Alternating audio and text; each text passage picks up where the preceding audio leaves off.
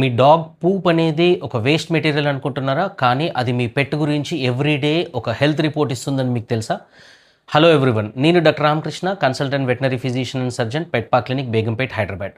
So dog poop అనేది just waste material కాదండి, అది ప్రతిరోజు మీ పెట్ హెల్త్ గురించి చాలా మెసేజెస్ ఇస్తుందన్నమాట.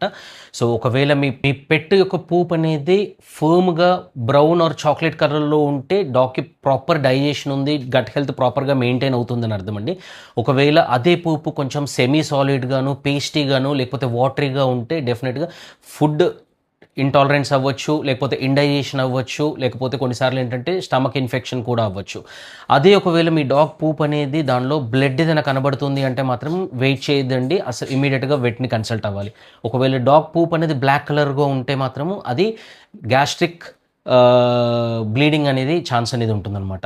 అదే ఒకవేళ డాగ్ పూప్లో వోమ్స్ ఏమైనా కనబడుతుందంటే ఏంటంటే డివోమింగ్ మిస్ అయి ఉండొచ్చు, లేకపోతే వోమ్ లోడ్ అనేది పెట్లో చాలా ఎక్కువ ఉందని అర్థం అనమాట. అదే డాగ్ పూప్ అనేది హార్డ్గా ఉంటే మాత్రము మీ పెట్ సరిగ్గా వాటర్ తీసుకోవట్లేదు, లేకపోతే ఫైబర్లెస్ డైట్ తీసుకుంటుందని అర్థం అనమాట. సో పెట్ యొక్క డాగ్ పూప్ యొక్క కలర్, కన్సిస్టెన్సీ, ఫ్రీక్వెన్సీ ఇవన్నీ కూడా ఏంటంటే అండ్ క్వాంటిటీ ఇవన్నీ కూడా ఏంటంటే డాగ్ హెల్త్ గురించి ఏంటంటే చాలా మెసేజెస్ అనేది మనకు ఇస్తుంటాయి అనమాట. సో నెక్స్ట్ టైం ఎప్పుడైనా సరే పూప్ క్లీన్ చేసే ముందు ఒక 5 seconds దాన్ని అబ్జర్వ్ చేయండి.